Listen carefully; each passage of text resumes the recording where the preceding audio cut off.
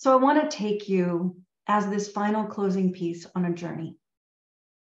It's going to be a journey of deep discovery because what I know, having listened to all of these amazing speakers and what came through to me in my meditation this morning about how this whole thing should close, is that so many of us struggle with being in the now, in the presence, in this moment in time, where we can actually activate at a level of love, that we can actually live the way, the Tao of their human or the Tao Te Ching. We can live a way that is meaningful to us and to the people around us, the ones that matter to us. And whether your soul's journey is just beginning or your soul's journey is incredibly astute and mature and ready for another lifetime beyond Earth, either one of those situations, any of these possibilities are true. But the most important thing we need to know is how to connect to now. So I want to ask you, on a scale of 1 to 10 right now, how present are you in this moment? 10 being, I'm all in. I'm so all in this moment in time right now. Because if you are here with me and you're all in, I'm going to take you on a journey. Now, if you're driving a car, I don't want you to go fully on this journey. Come back in the replay. If you're not driving a car, but you're eating, consider putting your fork and knife down for just a little while. You can always reheat your food. If you are in presence at 5, ask yourself if you can bring it to a 7 or an 8. Because this is going to show you and teach you how to be present, how to be in what I call the vestibule of now. 8 and 9 here, but little people are harassing me. Tell them to listen in. Open the mic. Let them hear you. Michaela says a 5. Shamika says an 8. Thank you for your honesty. Lynette says a 10. When we choose to be present, we can be transformed. In the opening ceremony, I talked about these 2 days were going to be about information coming in, like the water. Then you water a plant in a pot, like the one behind me. And then as the water goes through the soil, we allow ourselves to be transformed by it. Like the soil gets wet and holds that water. And then over time, the water goes into the roots of the plant and it shoots up through the roots and it creates beautiful leaves and blooms. And let me tell you something. You may have bloomed a little over these past 2.5 days, but you're going to bloom a lot as you allow this stuff, this information, this presence to come through you. That's what I'm hoping for. So if you can, I promise not to swear, you can allow your kids to go through this too. There's no harm in any of it. And if you can ask yourself to be slightly more present right now, what we're going to do is go on a journey together, a journey of creation. So I want you to get comfortable in your chair. And this is going to take, I don't know, 15, 20 minutes. I want you to get comfortable in your chair or the couch or the floor or wherever you are. Let me know you're ready. Drop in those comments and say, I am ready. I want to go on this journey. I'm so ready. I'm ready to be present. I'm ready to know it. I'm ready to actually disconnect from the stuff that stops me from being present. Take a deep breath. Put your hands on your heart. Another deep breath. And another exhale. Now start breathing on your own time. Get connected. The reason we put our hands on our heart is so we can create coherence between our heart and our brain. This is how we become most connected, is when the electrical pattern of our heart matches the electrical patterning in our brain. So ask yourself to breathe in and out through your heart, or if you can't feel your heart, through your hands that are on your heart. Breathe into that special space, in and out. Try to put all the things around you out of your mind. Hopefully your kids can sit with you and do this too.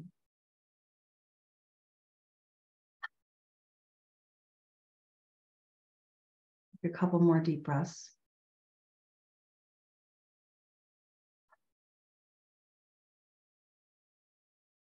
I want you to imagine that you're suddenly in a room. And this room is circular shape. Its bright white walls are clean as can be.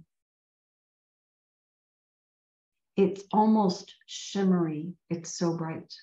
The white marble floor glimmers. And you're looking around and you realize that you are in a beautiful wingback chair. It's comfortable. It's not one of those stiff ones. It's the ones where, you could just curl up your legs. And you realize as you're sitting in this chair in this round room with the white walls and the white floor, that there's a cozy blankie right on the edge of the chair. And if you're feeling a chill or you just want to be wrapped in warmth and yumminess, feel free to wrap this beautiful, yummy blanket around you. This moment, this circular room, this quiet space is the vestibule of now. Now is this very special moment, because now is now until I say the word now, and now is the next now. And the previous now is now part of my past. And now when I just said it's part of my past, it's actually a new now that is this present now, not the one that was before it and not the one that I said was now in the past. We're now 3 steps out from when I first said this is now. Now is always changing. The circumstances around us are always changing, but now is now. When you are in this presence, there's no past. There's no future. There's only now. And it keeps changing. But we know if we can stay energetically present, and what that means is that you have a clear mind that's not distracting you to think about the dishes or the pizza you're going to order for dinner or what your kids are doing or what you need to deal with tomorrow or what's on your checklist. But you're actually just allowing yourself to hear my voice, wrapped up in a cozy blanket on a yummy chair in the middle of a round white room with a white marble glimmering floor. And as you sit here, breathing, being present, now is now. In your mind's eye, not in reality, in your mind's eye, I'd like you to open your eyes. And when you look up, there's a hallway that appears to your left. It looks like this beautiful long hallway. You can't tell much about it really. So your curiosity gets piqued and you decide to stand up and leave the blanket in the chair and start walking towards this hallway. It's long. And what you see as you get closer are lots of picture frames on the wall. Tons of them. In fact, as you look closer at the first ones you see when you get to the hallway, you realize these are framed pictures of things you took on your phone yesterday. It was a picture of you. It was a selfie. It was a group of friends. It was your kids. It was a screenshot that you took of something that you saw on your phone that you wanted to remember. They're all framed. That's kind of cool. We don't have framed pictures that much anymore. But you look further down the hall and you realize this whole hall is full of picture frames. And so you start to walk. And you realize that right after the pictures from yesterday are pictures from the day before, pictures from the day before that, pictures from the day before that. And what you realize is this hallway is a hallway of all of the snapshots of your life. And depending on what age you are, this hall might be quite long. And everything you remember, everything that you've experienced, it's as if it all hangs right in front of you on these walls. And so you walk backwards. Maybe there's photos of the birth of your most recent child. Maybe there's photographs of your first child learning to walk. Some of the pictures might be hard because they're people we lost, episodes that happened that hurt us, but we keep walking because we know this is our life. So we walk backwards, and maybe there's a wedding photograph. Maybe there's the first dance with your dad. Before that, maybe it was your first job or an episode you remember from someone not treating you well. Some of the photographs are beautiful. Some of the photographs are hard to look at. All of the photographs are things that are in our memory, things that have shaped who we are. So you keep walking. If you graduated from university, perhaps there's a picture of you graduating. If you went to high school, maybe there's a picture of you crossing the high school gym stage as you picked up your diploma. As you move backwards, you experience your different years in school, in life, with neighborhood friends, with kids you hung out with kids who teased you or bullied you. You keep moving through the hallway. Some of us have had challenging childhoods. Some of us have had joyful childhoods. There's family pictures. There might be different sets of pictures if you have had a broken home that you grew up in, or if you had relatives, or there are trips and things you went on. All of these pictures, every trip, every travel, every episode, hundreds and hundreds and hundreds and hundreds of pictures.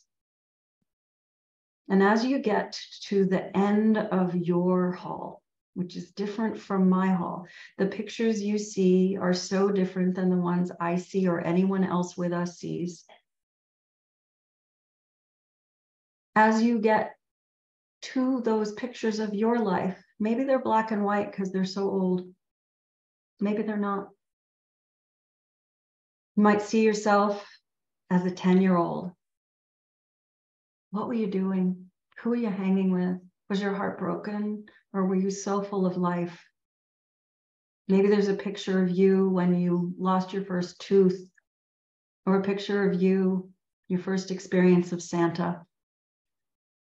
There might be even pictures of you learning to walk, you in diapers, you in your first birthday. And as you get to the end of the hallway, you see that there's actually a door, and it's cracked open. And you hear joy and laughter and hope and fun and celebration and some crying. And because you're a curious person, you decide to push the door open. And you look inside, and your mom is there. And at some point, you came into this world.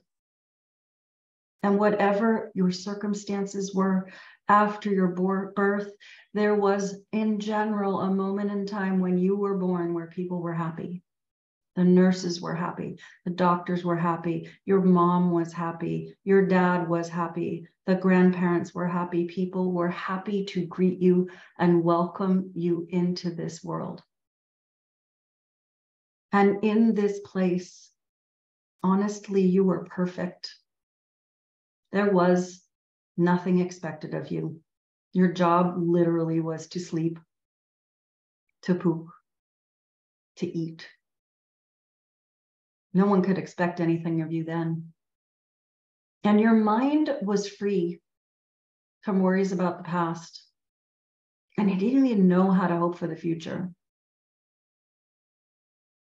I want you to remember this feeling, because we're actually going to take a little jog back up the hall to the vestibule of now. And we're going to hang out there for a second. I'm going to sit back down in the chair. And you probably brought back with you some sadness, some joy too, but maybe some sadness.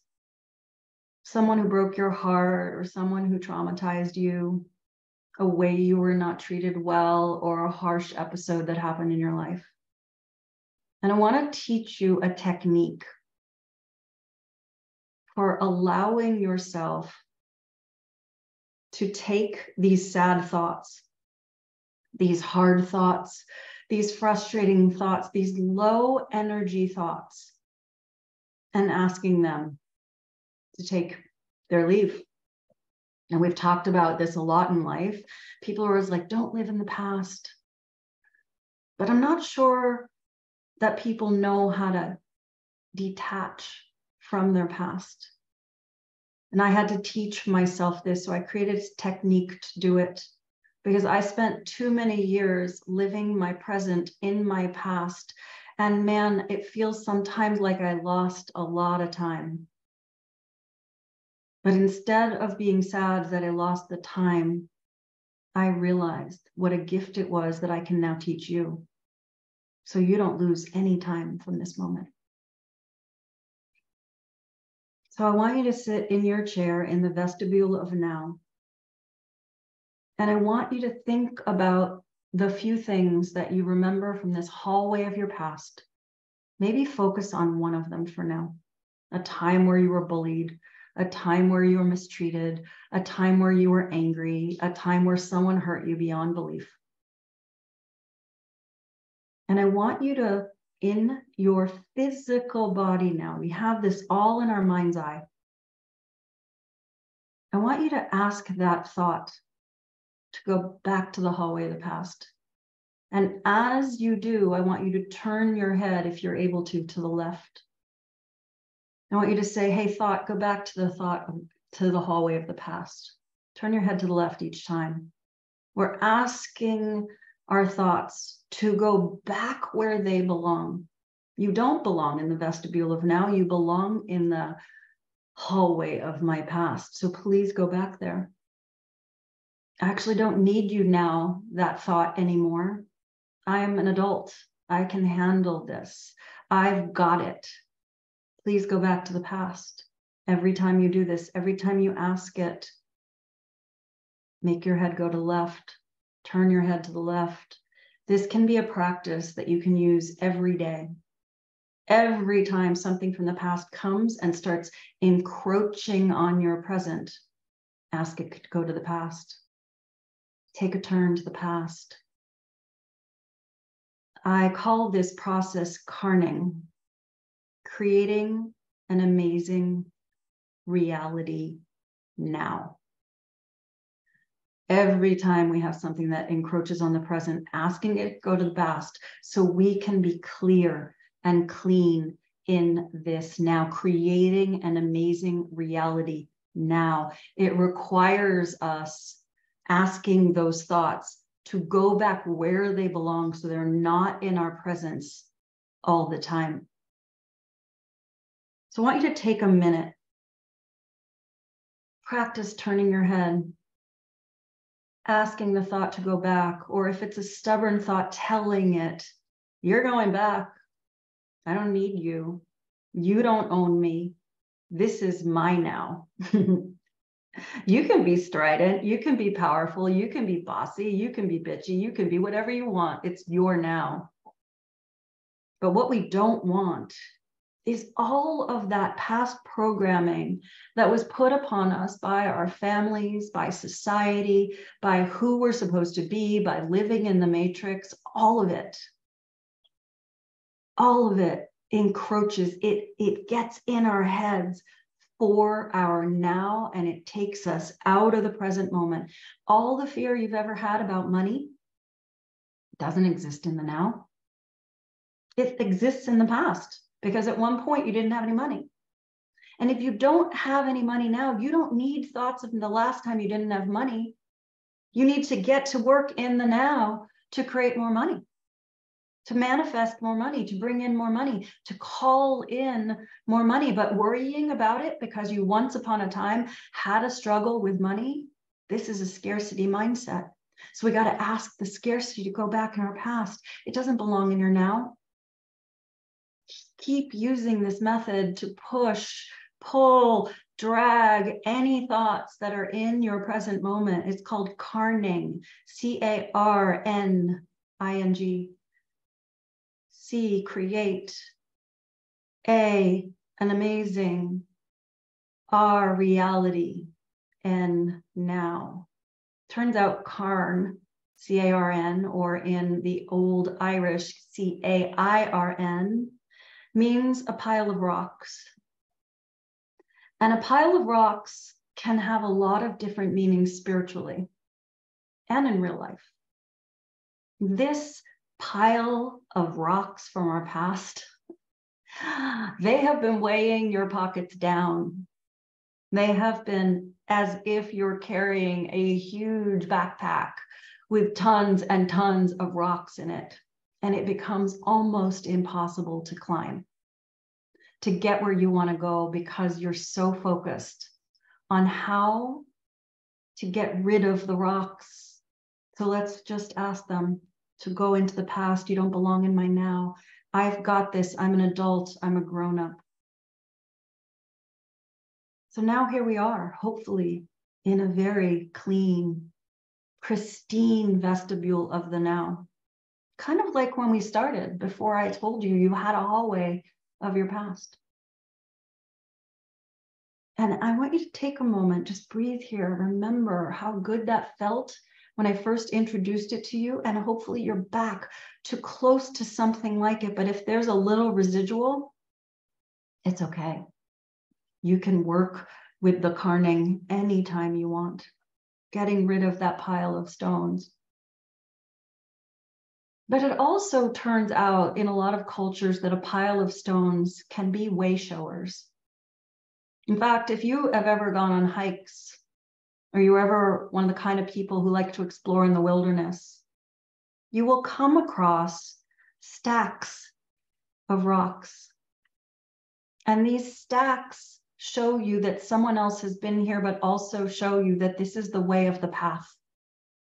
The way, like we talked about from the Tao, or the way, the Tao of Dare Human.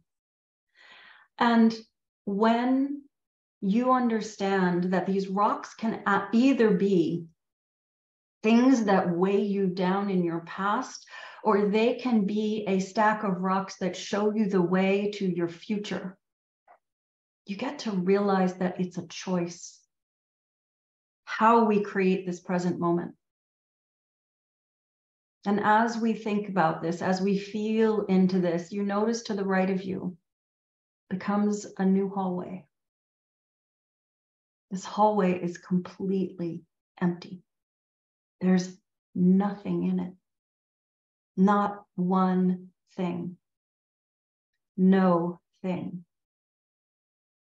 But what we know about manifestation, what we know about being co-creators of our lives with the universe, what we know about deciding that we can choose who we want to be, is that when we paint a vision and we hold that vision dear, when we hold the vibration of what it is that we desire, and we trust and we believe, and every time we falter, we re-elevate our vibrational frequency, that's when we make things manifest.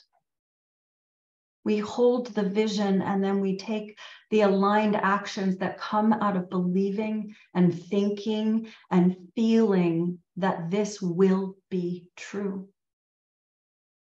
And the thing that's cool about the future is that we now have a clean and clear and empty vestibule of the now. So there's a way of bringing the future into the present, but you cannot bring the future into the present if your present is full of the piles of rocks and the strewn around bundles of rocks from your past. So we can clear it out, use the cairning to clear those thoughts out to the left, get back into my past. And now when you look to the hallway of the future, you start to see that there are indeed frames on the wall, but those frames are empty. I want you to start looking down the hallway. I want you to start walking down the hallway of your future. You get to that first frame. What's something that you really want? Something that you deeply desire? Is it safety and security for your family? Is it to find the partner of your dreams? Is it to have a business that's thriving? Is it to have healed relationships with your family? Is it to have the car you've always wanted? Is it to make a difference in the world? You get to fill the frames that are in your hallway of the future. It's different than my hallway of the future, but yours are your dreams. And it's not dreams of, yeah, but like, I really want that, but I don't know how I'm going to get there. We disconnect from the how when we think about the future. Because I'm going to show you how. Just like we could take thoughts from the vestibule of now, thoughts that were coming in from our past, interrupting our flow, interrupting our ability to live beautifully. We're asking those through the karning process, creating a reality, an amazing reality now, asking those thoughts to go to the past. And now that we have a clear vestibule of the now, we're going to ask some of those thoughts, those visions, those things we desire from the future to come into the present. We can actually collapse and expand timelines, but we never are taught this because we're told that time is linear. But when we start to realize that time is fungible and bendable, and this is proven in physics, it is incredible how we can bring the future into the now. So we take our head and we look to the right and we see something on that wall of the future. And we walk up to that frame and we pick up that frame and we take it by turning our head to the center and bring that thought into the presence. And so now you are sitting in your chair in the vestibule of the now, and you've got a picture frame in your hands. It might be the house you've always dreamed of living in. It might be the vacation you've always wanted to take. It might be a feeling of self-love or inner peace or self-worth, and a picture that represents that feeling for you, whatever it is. You can take that one picture on the wall and bring it into the present by starting with your head turned to the right and bringing it into this now, creating an amazing reality now, karning. And you might need to do it a bunch of times before you can get it in. But my suggestion is you don't do it to one vision, to more than one vision at a time, because then our now gets confused. Because when something is in our now, and we believe in it, and we desire it to be true, and we believe it can be true, and we know that the possibilities in the universe are endless, and we align our thoughts with that belief and that trust. We align our feelings with those thoughts. I believe I can have this. I'm excited to have it. I think I can have it. And then we take the right aligned actions that show up for us to be inspired to make things happen. Now, the thing you took down from the wall may not happen the first time. We never know the timing, like I like to call it, of the universe. But we do know that you have set the wheels in motion. And it might take a year, and it might take 15 years, and it might take a minute. But once you start it, and once you hold it, and once you believe it, and once you think it, and once you feel it, and once you act upon it in an aligned way, it becomes your truth. It becomes reality in your now. This is how we change our lives. And as every speaker said in this conference, the way we change the world is by changing our lives first. So if you have any little pieces that you want to finish up in the karning process for right now, because you get to take this technology with you everywhere you go for the rest of your life. I have clients who literally sit around moving their head. I want you to take a couple deep breaths, and then I want you to come back, open your eyes, and tell me about your experience. How was this for you? What did it feel like to know that you are the creator of your life? You are your future her. You can see her. You can plan for her down the hallway of your future, and you can bring those things in to your present. And anytime something interrupts you with something that you need to go back to the past, all you need to do is ask it to go.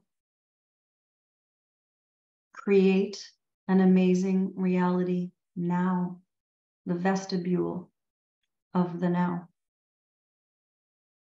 So what happens when we actually master the idea of presence is from there, we stop worrying what other people think of us. We stop worrying about how many likes or how much popularity we have. We start working with ourselves in a deep presence way. And we say, who am I? And the answer that often comes back is, I am. I am who I was always meant to be. I am the path that has gotten me here. I am the way that I have been shown through my lifetime. And I'm the proof that it worked because I'm here. It worked because I am the physical expression of all of the things that I've been through. But I don't need to live them. They were just here to teach me how to get to this now. Ah, love it. And here's the beautiful part, is once you know who you are, you can choose. And this is one of the biggest choices you will ever make if you want to create a future for yourself, for humanity, for who we get to be in the world. And that is what I call inconvenient leadership. Leading ourselves to where we want to go is not convenient. Why can't someone just give me a magic carpet ride and I'll get there? That sounds better. And aren't we sold all of that in all of the movies growing up, all the Disney movies and the princess movies? Oh, someone will come and save me. It'll be awesome. Yay.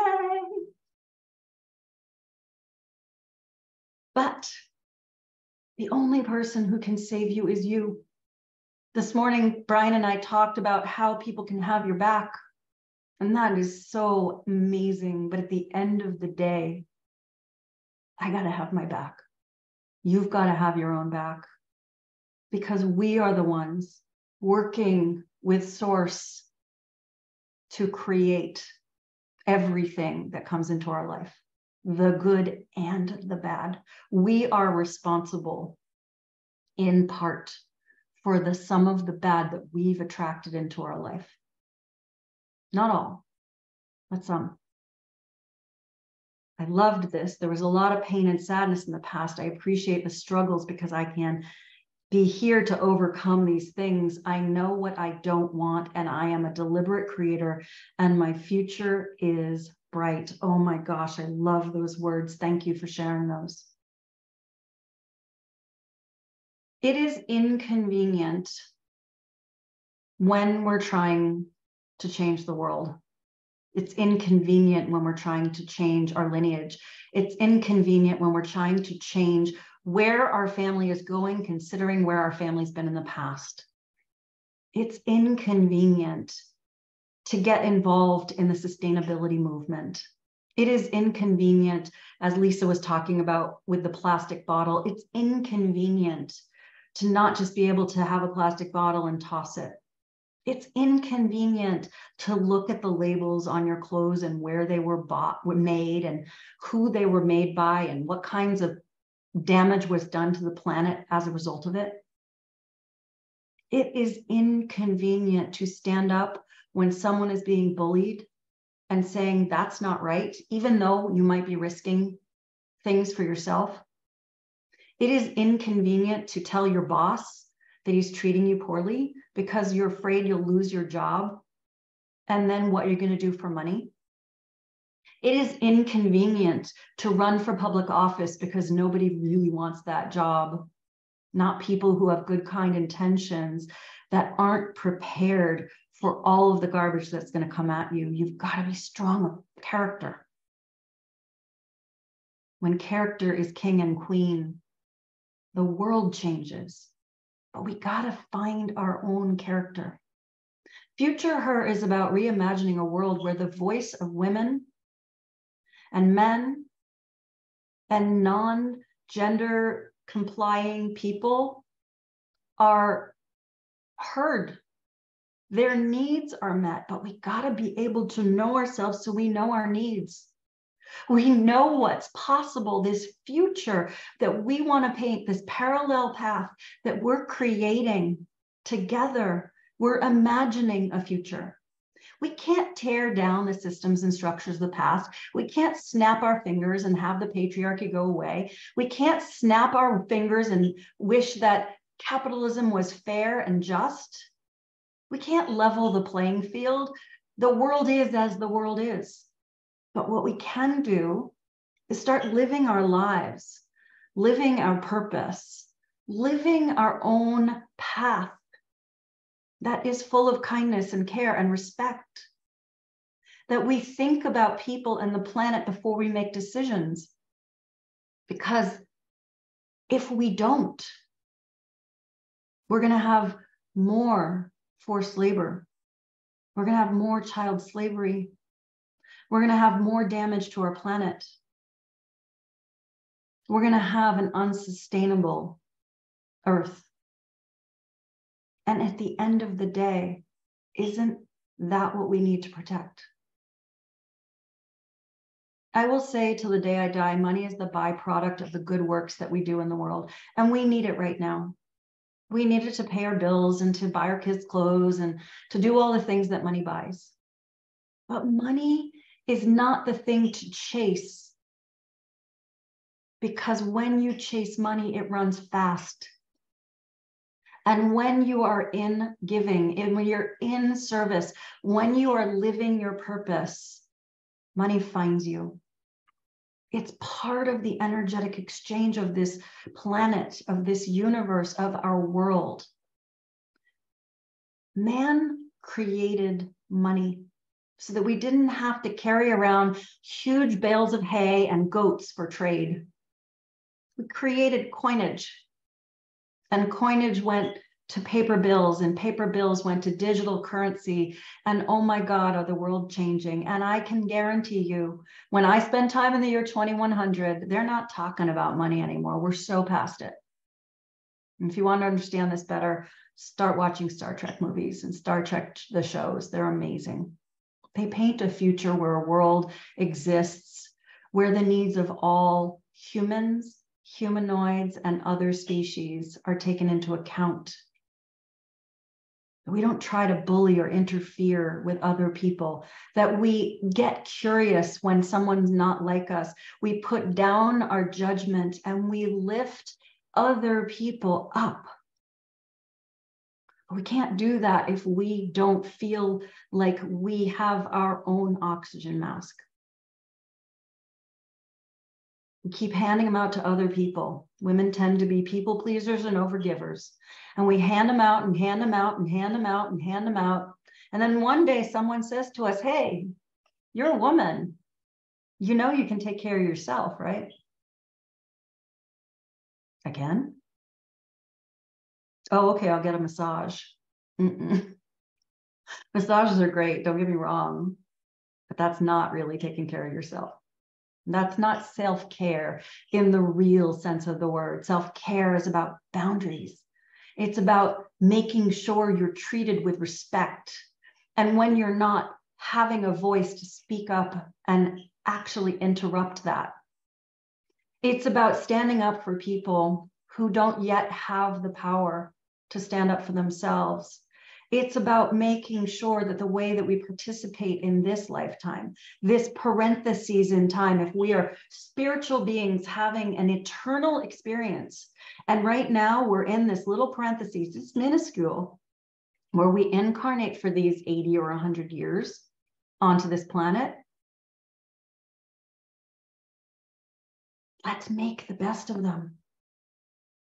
Let's make it count. Let's be our brightest self. Let's be inconvenienced, because it's how we make life better.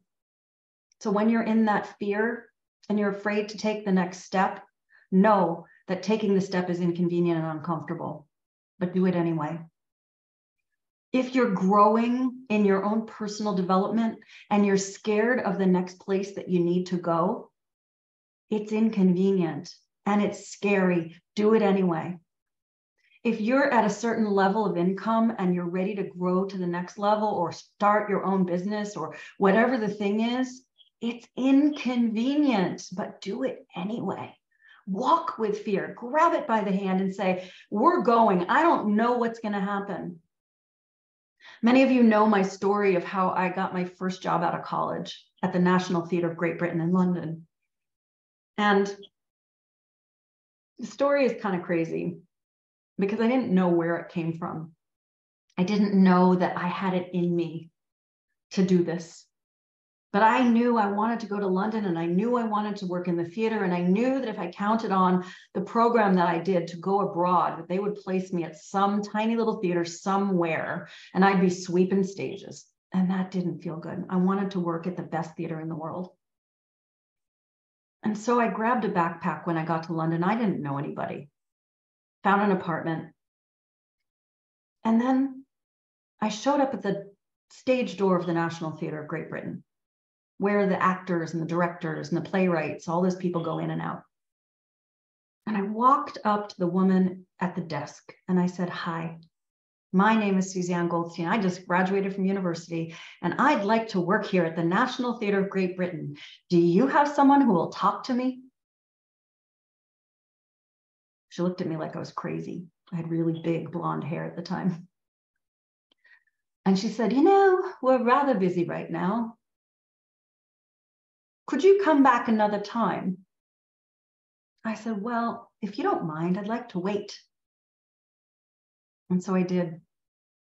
And many of you know the story about how every day for 8 straight days, I went back to the National and I sat in that lobby and I befriended the ladies behind the desk and I brought them tea and sweets and I got to know them and I read all the pamphlets and I was not a pain in the neck, but instead I was just curious and kind and respectful. And on the 8th day, what I call my Hanukkah miracle, those big doors that I've been watching people come in and out of all week opened because the woman behind the desk said, someone's willing to meet with you. I had it. I had taken the picture frame from the wall of my future and put it in my present, in my now. And I said, I believe I'm going to work at the National Theatre Group, and I don't know how, but I'm going to figure out a way. And it happened. I'll never forget, after I got the job, I was in the Tube, which is the subway in London, and there was no one else in the trolley car.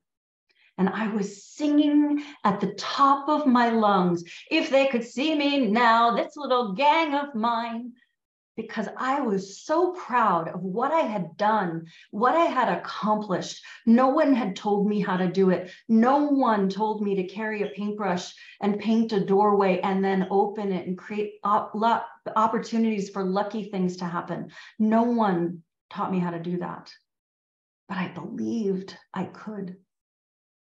It's not convenient when you want to change your life. It wasn't convenient to sit at the National every day in the lobby for 8 straight days, but I manifested a miracle. And that was 48 years ago. No, that's wrong. 38 years ago. 38 years ago. Anything can happen if you take fear by the hand and you decide to walk, if you're willing to inconveniently lead yourself in your personal life, but also in the grander mission of how and where this planet is going. We get to create together. Today and these past couple of days, we've been imagining a future together, a future where voices are included in how we think about designing businesses, how we think about designing societies and cultures and structures, so they work for more people, not just some people. Wouldn't that be a great world? Wouldn't it be a great world that we judged people by the character in their heart, not the color of their skin, to paraphrase Martin Luther King Jr.? What if you could inconvenience yourself a little bit more? That's what all of the speakers at this conference did. They inconvenienced themselves. They said, yeah, I'll show up for that. I'll do that. I want to help imagine that future. All of the people who spoke have full lives. Kids, big businesses, small businesses, startup businesses, having big talks and lectures and speeches around the country, podcast appearances, writing their books. These are women and men who work at huge companies and for themselves and everywhere in between.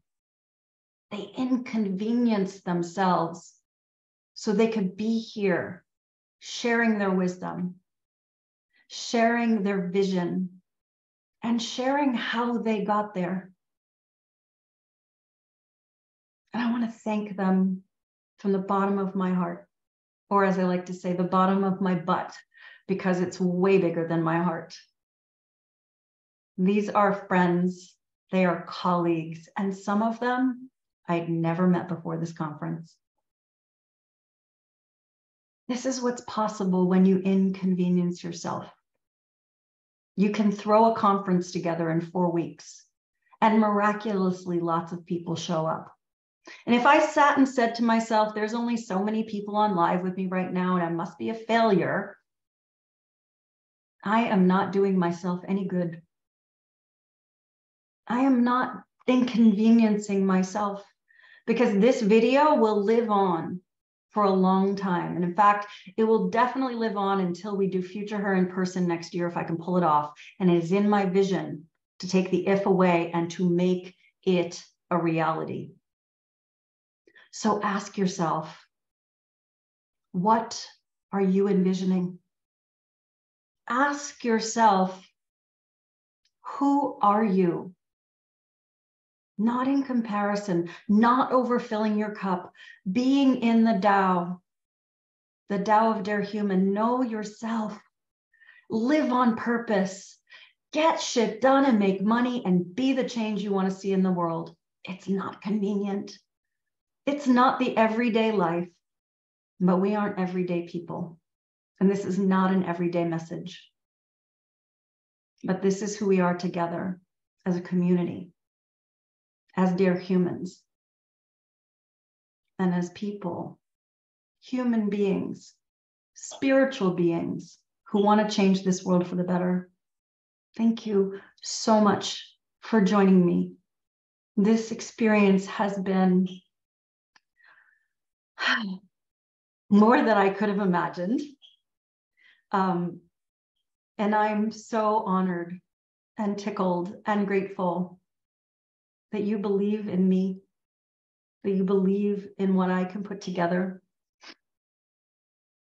and that you believe in you enough to show up and to hear the messages and to let them come through you like water in a plant, so that whether it's a day from now or a week from now or a year from now, when you have that aha moment and you go, oh, yeah, I'm ready to be inconvenienced. I'm ready to make a move. I'm ready to say to Source, use me. Use me to make this world better. If all of us say this, the world has to be better. I love you. I see you. Sometimes I may provoke the shit out of you, but I will definitely unleash you. I'm so grateful you're here. Watch in the group. I've got some really epic things coming up for the 3rd anniversary of Dare Human. Some things you're not going to want to miss out on. Follow all of these incredible speakers. Tap into their magic. And know we're no different from you. You have all of the same magic inside of you because you and I are the same. We are one. This is unity consciousness. I love you so much. Have a beautiful, beautiful rest of your day, and I will see you back on one of these channels very, very soon. Namaste. Live in peace. Shalom. I love you. Amen.